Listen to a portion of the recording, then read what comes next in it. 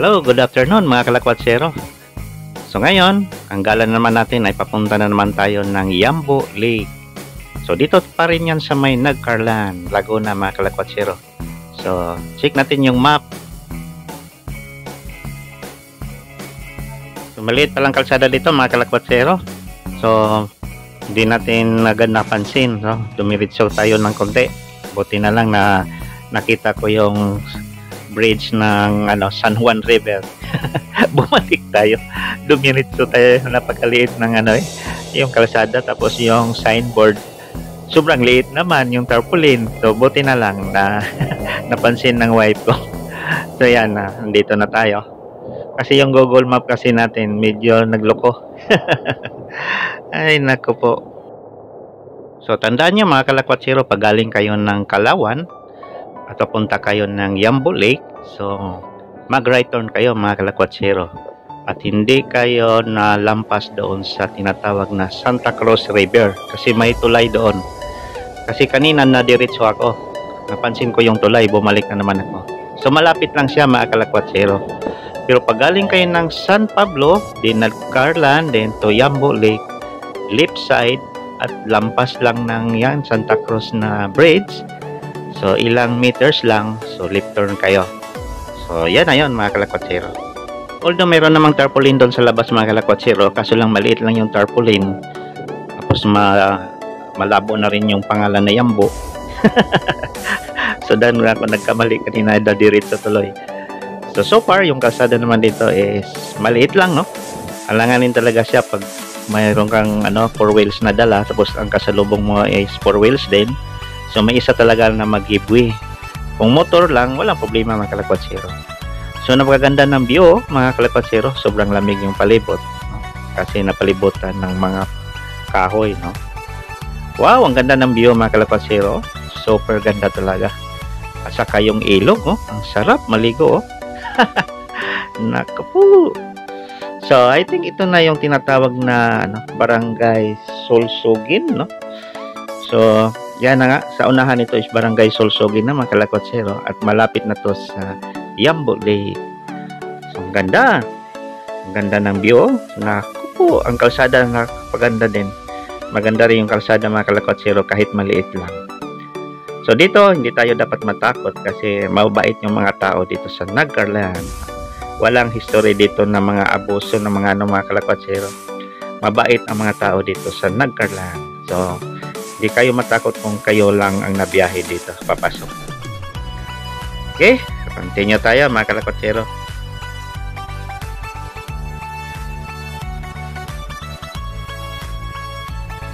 So sa mga nagko-commute pala mga kalakwatsero, ang pamasahe dito papasok ng Yambo Lake is 50 to 100 piso. So kung dalawa kayo, I think 50 per head. Pero kung ikaw lang mag-solo, 100 galing doon sa may kanto. Yan, malapit na pala tayo mga kalakwatsero. So Yambo Lake na pala yung unahan. So itong dinaanan natin is isa tong resort din. Along the lake din siya. So ayan, maghanap na lang tayo ng parking area. So malapit lang pala siya mga kalakwatsero. Mga almost 20 minutes din, no? Galing doon sa may kanto. Ay nako.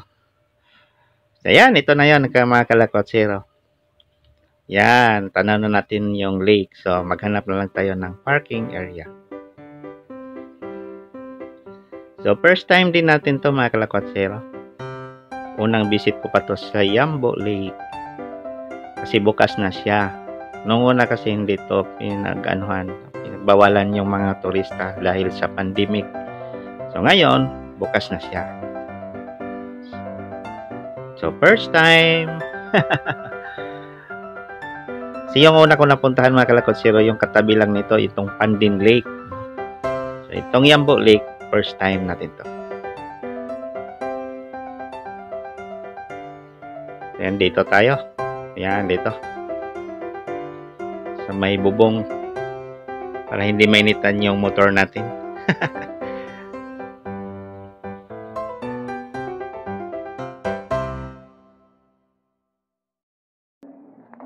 So, Yambo Lake mga kalakwatsero is known as one of the 7 lakes ng Laguna. So, yung 6 na lakes ay nasa San Pablo. Yan yung Sampaloc Lake, Bunot Lake, Calibato Lake, Pandin Lake, Palakpakin at saka yung Mohicap. So, itong Yambo ay bilong na siya sa Nagcarlan. Pero boundary lang to ng San Pablo mga kalakwatsero. So, yan. Tanong natin yung entrance. So, magbayad muna tayo ng, I think, 20 piso yan mga kalakwatsero. Yan, 20 piso per head.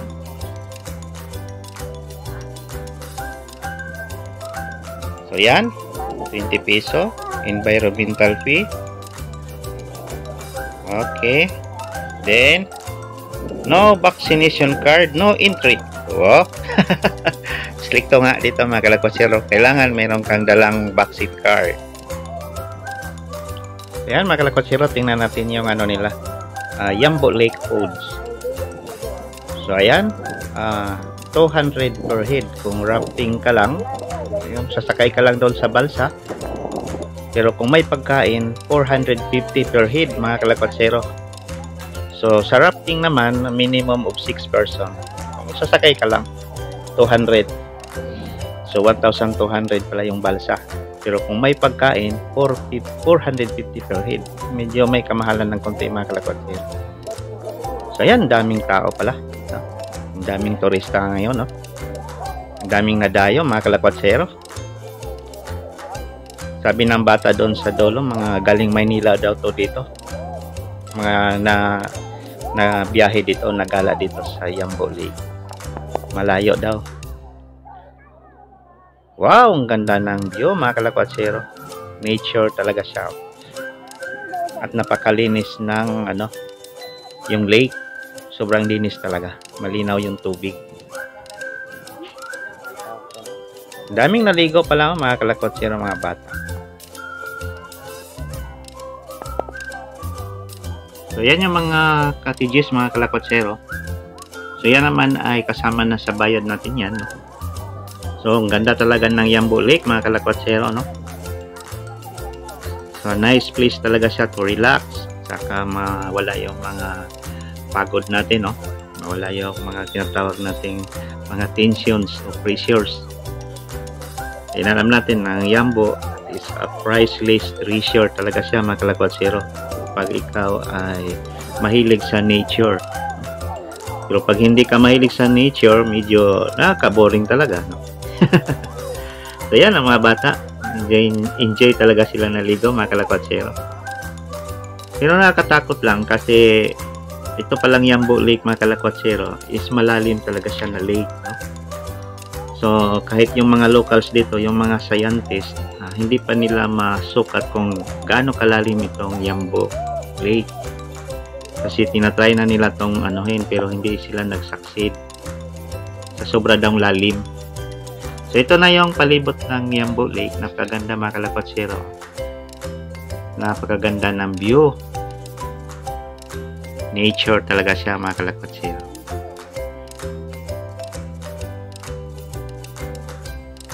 So ramdam natin yung tinatawag na serenity at saka yung harmony ng nature mga kalakwatsero. Napakaganda talaga. It's priceless.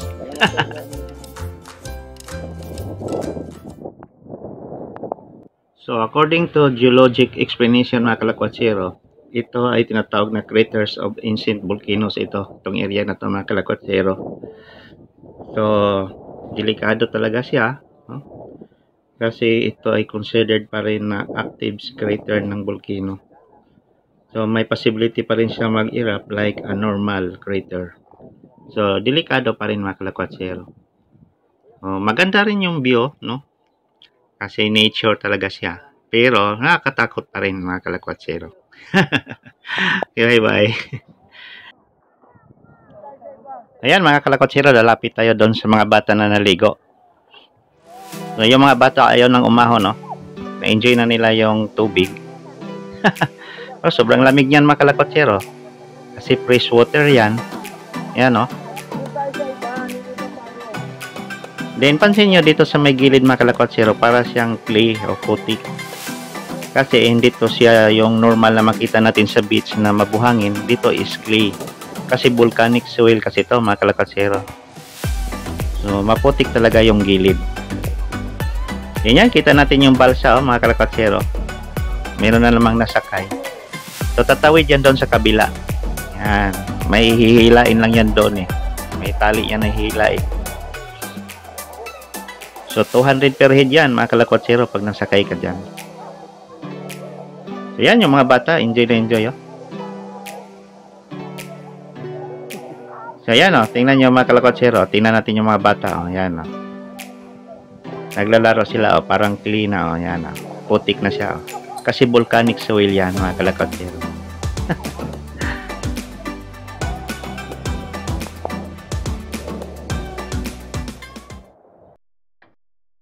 Ano na, mga kalakatsero, pauwi na tayo. Kasi malayo pang biyahe natin, no? Uwi pa tayo ng Santo Tomas. At least, pagdating daw natin sa Santo Tomas, hindi masyadong gabi. So, yan na yun, mga kalakatsero. Nakita niyo yung Yambo Lake. Parehas tayo. First time din. So, kung may time, pwede kayong bumisita dito. Pag kayo ay gustong maligo o kumain sa balsa. Although siniserve naman nila is puro mga inihaw, no? May pork chop, inihaw na tilapia, at saka mayroong ginataang shrimp. Tapos pwede kayo mag-request ng mga juice like buko juice.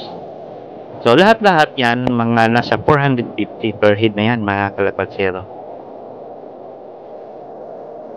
So kung gusto niyo mag-rappling lang, yung balsa lang, yan yung 200 per head. Kaso lang, mayroong minimum na 6 katao lang. Okay, so far, ang ganda ng kalsada dito, mga kalakatsero. Yan, may kabayo, may kargang niyog. Although dito naman sa Nagcarlan, isa sa mga dito is farm talaga, mga kalakatsero. Upra at saka yung saging. So maraming dito, niyog. So ito, daanan natin yung ilog, mga kalakatsero. Ito, napansin namin to kanina. Daming naligo dyan, mga kalakatsero. At yung iba din yan ay nag-iigib ng tubig. Yan, no? Yung iba dito rin naghuhugas, naglaba. Doon sa unahan, mayroong nag-swing, yan, natalon. Ang ganda. Sarap maligo. Yan, napakaganda, nasa ilalim ng mga kawayan na. Kawayan yan eh. Sobrang lamig talaga yan, mga kalakatsero. So nahinto lang tayo para makapag-video tayo doon, mga kalakatsero. Kasi napakaganda talaga ng view.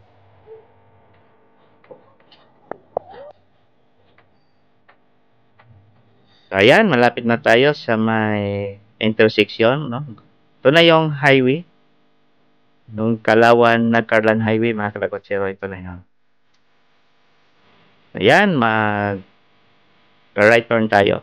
Diretso na tayo ng Nagcarlan, then palabas na tayo, mga kalakatsero. So ito yung tulay, yung sinabi ko, yung Santa Clara River, kalakatsero, yan, malapit lang. So diyan ako kanina lumampas. Bumalik lang ako. So yan, napakaganda ng kalsada dito, mga kalakatsero.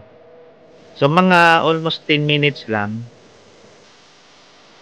nasa bayan na tayo ng Nagcarlan. So, shoutout muna tayo, mga kalakatsero, sa mga bago kong subscribers. So, thank you kay Sir Bobby Lumayog, Sir Oliver Martin Flores, Sir Ralph Cruz, Sir Gabi Francisco, at saka kay Sir Mervin Langkayan. Then, thank you din sa mga luma kong subscribers, hanggang ngayon, abang sila sa mga uploads ko. Gaya kay Sir Aldimac, Sir Reyes GR, Sir Bernie Luna, saka si Sir Rico Binario. Then thank you din sa kasamahan kong mga vlogger like Progreso Pilipinas Vlog, Joram Dulusa. Sir, nasa Sobi ka na ngayon, ha? Then isa kong ka-vlog din, si Jordi Santi, na nasa Cebu ngayon. social, oh. Nasa Cebu ngayon, nagbablog. Sir, kumusta? Kailan ang balik mo? Then, siguro ako next year. Next year, uwi ako ng Cebu. Okay? So, thank you. God bless us all. Thank you. Bye-bye.